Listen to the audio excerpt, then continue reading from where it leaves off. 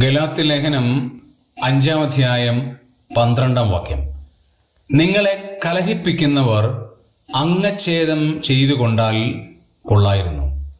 സഭയിൽ ഭിന്നത വരുത്തുന്ന ആളുകളെയും സഭയിൽ കലഹമുളവാക്കുന്ന ആളുകളെയും കുറിച്ച് ഗലാത്യ ലേഖനം 5-ാം അധ്യായത്തിന്റെ 7 മുതലുള്ള വാക്യങ്ങളിൽ നമുക്ക് കാണാൻ കഴിയും.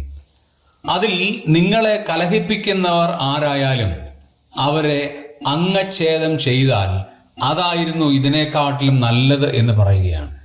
ഒരു ശരീരത്തിന്റെ ഭാഗം ഛേദിച്ച് കളയുക എന്നുള്ളത് ഏറ്റവും വിഷമകരമായ കാര്യമാണ്. എന്നാൽ കർത്താവ് താരതമ്യപ്പെടുത്തിയിരിക്കുന്നത് സഭയെ കലഹിപ്പിക്കുന്നവർ അങ്ങനെ ചെയ്താൽ പോലും വലിയ പ്രശ്നമില്ല. അങ്ങനെ ചെയ്താൽ അതിനെക്കാട്ടിലും വലിയ ദുരിതമാണ് അവരുടെ ജീവിതത്തിൽ അഭിമുഖീകരിക്കാൻ പോകുന്നത് എന്നുള്ളതാണ്.